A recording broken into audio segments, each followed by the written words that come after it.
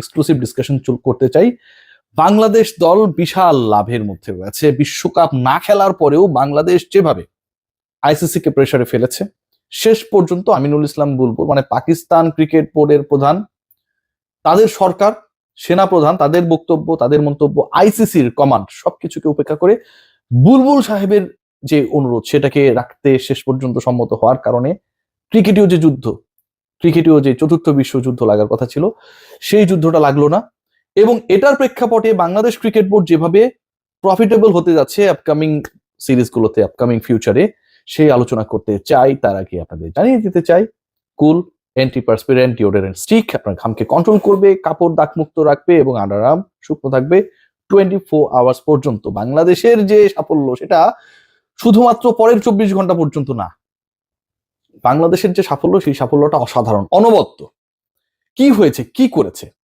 বাংলাদেশ আইসিসির mega event আয়োজন করতে যাচ্ছে এবং সেটা 2031-এ ভারতের সাথে যৌথভাবে যে ওয়ানডে ওয়ার্ল্ড কাপ আয়োজিত হবার কথা, সেই ওয়ানডে বিশ্বকাপের আগেই 28 থেকে 30 সালের মধ্যে। সেই আয়োজনটা কি? বাংলাদেশ কোন বিশাল মেগা ইভেন্ট আয়োজন করতে চাচ্ছে বা যাচ্ছে, যেটা আসলে আয়োজন করার জন্য বা যারা আয়োজক হওয়ার জন্য অনেকগুলো দেশের মধ্যে কারাকারি চলছে। আসলে সেটা কি? এর বাইরে বাংলাদেশের কোনো পানিশমেন্ট হচ্ছে না। আইসিসি টি-20 ওয়ার্ল্ড কাপ ইন্ডিয়া শ্রীলঙ্কা যেটার যৌথ হোস্ট, সেখানটায় বাংলাদেশ যে অংশগ্রহণ করছে না, সেটার জন্য বাংলাদেশের কোনো ধরনের পানিশমেন্ট হবে না, বাংলাদেশের রেভিনিউ কেটে ফেলা হবে না। বিশাল অর্জন, আসলে কি তাই? আলোচনা যখন এই জায়গায় করছি ঠিক তখন কিছুটা হলেও বিব্রত হতে হয়। 2028 থেকে 30 সাল পর্যন্ত, 2028 থেকে 30 সাল পর্যন্ত, আবারও বলছি 31-এর আগ পর্যন্ত আইসিসির যে মেগা ইভেন্ট গুলো মানে 27 পর্যন্ত দেয়া রয়েছে, 31 পর্যন্ত মেজর ইভেন্টের শিডিউল দেওয়া রয়েছে, 28 থেকে 30-এর মধ্যে যে সময়টা, যে মাইনর ইভেন্টস গুলোর কথা বলা হয়েছে সেটা হচ্ছে নারী world cup, youth world cup টাইপের কিছু প্রোগ্রাম। বাংলাদেশ দল টি-20 বিশ্বকাপকে বিসর্জন দিয়ে যুব বিশ্বকাপের আয়োজক হবার খুশিতে ব্যাপক আনন্দিত। বাংলাদেশ ক্রিকেট বোর্ড ব্যাপক আনন্দিত। বিশাল অর্জন না? যুব বিশ্বকাপ হবে ভাই বাংলাদেশে। 2028 সালের দিকে বাংলাদেশে যুব বিশ্বকাপ হবে এবং যেই যুব বিশ্বকাপকে কেন্দ্র করে ইন্ডিয়া, অস্ট্রেলিয়া, ইংল্যান্ড, এই যে বড় বড় দেশগুলো রয়েছে তাদের মধ্যে কোনো কারাকারি নেই। ইন্ডিয়ার সবশেষ ইউথ ওয়ার্ল্ড কাপ কবে হয়েছে বলতে পারেন? আন্ডার-19 ওয়ার্ল্ড কাপ সবশেষ যেটা হলো, সূর্যবংশীর সেই ইনিংস ফাইনালে 170+ দেখেছেন নিশ্চয়ই, সেটার আয়োজক হবার প্রস্তাব ছিল সাউথ আফ্রিকার কাছে, আয়োজক হতে রাজি হয় নাই নামিবিয়া, জিম্বাবুয়ে শেষ পর্যন্ত সেটা আয়োজন করে। এমন একটা ইভেন্ট, যে ইভেন্টটা বাংলাদেশ আয়োজন করতে যাচ্ছে এবং যেটার খুশিতে আমরা বগল বাজানো শুরু করে দিয়েছি, সেই ইভেন্টের কোনো ভ্যালু নাই। সেই ইভেন্টকে পেতে কারো মধ্যে কোনো প্রতিদ্বন্দ্বিতা নেই, যারা পায় তারা করতে চায় না। সেই যুব বিশ্বকাপ আয়োজন নিয়ে বাংলাদেশ তৃপ্ত, টি-20 বিশ্বকাপ না খেলে হলেও। বুলবুল সাহেবের বিশাল সাফল্য।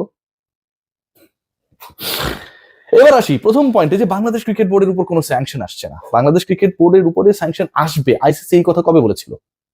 বাংলাদেশ ক্রিকেট বোর্ডের উপর বিশাল একটা স্যাংশন আসছে, এই বক্তব্য কি কখনো আইসিসির পক্ষ থেকে আমরা পেয়েছিলাম? বলে নাই, ধারণা করা হয়েছিল। বাংলাদেশ ক্রিকেট বোর্ডের উপর স্যাংশন আসবে না, বাংলাদেশ ক্রিকেট বোর্ডের উপর স্যাংশন আসবে না, বাংলাদেশ টি-20 ওয়ার্ল্ড কাপে খেলে নাই তারপরেও। এটা কি বিশাল অর্জন? বাংলাদেশ যদি টি-20 ওয়ার্ল্ড কাপে খেলতো, পাকিস্তান ভারত খেলছে, ভারত পাকিস্তানের যে শত্রুতা সেটা নিশ্চয়ই ভারত এবং বাংলাদেশের মধ্যে বৈরী সম্পর্ক বা বৈরী সম্পর্কের মাত্রার চেয়েও অনেক বেশি। সেই জায়গায় ইন্ডিয়া পাকিস্তান খেলছে, অথচ বাংলাদেশ সেই বিশ্বকাপ থেকে নিজেদের সরিয়ে নিয়েছে। ইন্ডিয়া পাকিস্তানের মতো চিরবৈরী দেশ, তারা খেলছে, বাংলাদেশ এখান থেকে সরিয়ে নিয়েছে। ক্রিকেটের বৃহত্তর স্বার্থে আমিনুল ইসলাম বুলবুল রিকোয়েস্ট করেছেন মাহসিন নাকভিকে, পিসিবিকে, এবং সেই রিকোয়েস্ট শুনেই শান্তির বার্তা চলে এলো। ইন্ডিয়া পাকিস্তান রাজি হয়ে গেল, আইসিসি রাজি হয়ে গেল, 15 তারিখে শ্রীলঙ্কার কলম্বোতে, আমি যেখানটা অবস্থান করছি, সেই ম্যাচটা অনুষ্ঠিত হবে। কি ইন্টারেস্টিং তাই না? আমিনুল ইসলাম বুলবুলের কত পাওয়া, কিন্তু আমিনুল ইসলাম বুলবুল তার দেশের, তার দলের বিশ্বকাপ শ্রীলঙ্কার মাটিতে খেলানোর জন্য আইসিসি কে, বিসিসিআই কে, এসএলসি কে কাউকে রাজি করাতে পারলেও না, আয়ারল্যান্ডকেও না। কোথায় বসবাস করি আমরা? আমরা কি চিন্তা করি? আমাদের ইনজেক্ট কি করা হচ্ছে? আন্ডার-19 ওয়ার্ল্ড কাপকে আমরা রিপ্লেস করতে চাই আমাদের টি-20 বিশ্বকাপ না খেলা দিয়ে। একটা প্রজন্ম যারা তৈরি হয়েছিল এই ওয়ার্ল্ড কাপটা খেলার জন্য, এই যে পরের বিশ্বকাপ আর এখনকার বিশ্বকাপের মাঝখানে যে একটা 2 বছরের গ্যাপ, 4 বছর হয়ে গেল। সবশেষ ওয়ার্ল্ড কাপ আমরা খেলেছিলাম 24-এ, এর পরেরটা খেলবো আমরা 28-এ। এই যে 4 বছরের গ্যাপ, এই 4 বছরের গ্যাপ কি দিয়ে পরিপূরিত হবে? আমরা কেউ জানি না, আমরা কেউ সেটার খোঁজ করি না। ইন্ডিয়া পাকিস্তান ঠিকই খেলছে, এবং ইন্ডিয়া পাকিস্তান যে খেলবে শেষ পর্যন্ত সেই কথা বিভিন্ন সময় বিভিন্ন ভাবে বলারও চেষ্টা করেছি। ভারত পাকিস্তান তারা খেললে কোনো সমস্যা নেই, কিন্তু বাংলাদেশ বিশ্বকাপে অংশ নিলে বিশাল সমস্যা।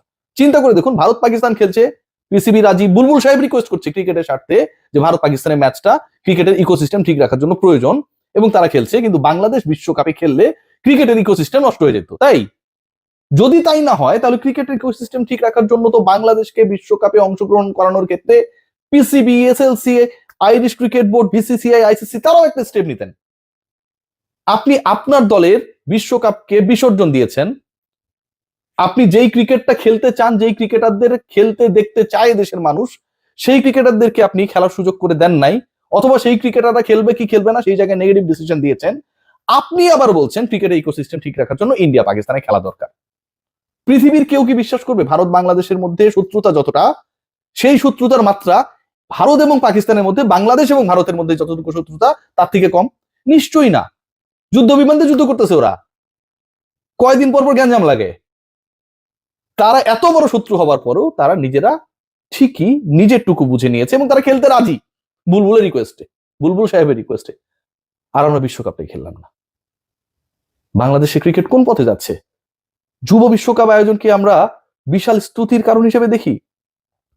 বাংলাদেশের যুব বিশ্বকাপ যখন আয়োজিত হবে 2028-এর কথাও যদি ধরি, সেই সময়টা তো যে টাইমিংটা ধরা হচ্ছে বা যে টাইমিংটা expected, that is the timing much more related or relevant to the BPL. Bangladesh premier লিগের টাইমে আপনি কিভাবে ভেন্যু অ্যাকোমোডেট করবেন? হয় আপনাকে বিপিএল পিছিয়ে দিতে হবে, অথবা আপনাকে সরে আসতে হবে হোস্ট করা থেকে। এবং একই সাথে বাংলাদেশের ওয়ানডে ক্রিকেটের যে শিডিউল, টি-20 ক্রিকেটের যে শিডিউল, মানে ইন্টারন্যাশনাল শিডিউলের কথা বলছি, যখন আপনি এরকম একটা টুর্নামেন্ট আয়োজন করবেন, নিশ্চয়ই একটা ভেন্যুতে আপনি করবেন না, সেই পার্টিকুলার শিডিউল থেকে আপনাকে সরে আসতে হবে। আজকে বাংলাদেশ যদি এতই গুরুত্বপূর্ণ হতো, সব বাদ দেন, বিশ্বকাপ সব বাদ দিলাম, everything is not important right now to discuss, সবকিছু বাদ দিয়ে দিলাম, ইন্ডিয়া যে বাংলাদেশে আসলো না, এই ব্যাপারে কোনো সমাধান করতে পেরেছেন? পাকিস্তান ইন্ডিয়ার সাথে খেলবে, ইন্ডিয়া পাকিস্তানের সাথে খেলবে, শ্রীলঙ্কার মাটিতে খেলা হবে। বুলবুল ভাই রিকোয়েস্ট করেছে, এটা সবাই মেনে নিয়েছে, ওনার রিকোয়েস্টের কারণেই শেষ পর্যন্ত এই খেলাটা হচ্ছে, সব ওকে। তো ভারত যে বাংলাদেশের মাটিতে এসে খেলবে না, এইটা কোনো ভাই নিশ্চিত করতে পারলো না। যুব বিশ্বকাপকে রিপ্লেস করা হচ্ছে টি-20 বিশ্বকাপ বিসর্জনের সাথে। আদৌ এটা কি লজিক্যাল? ডেফিনেটলি না। সবাই ভালো থাকবে।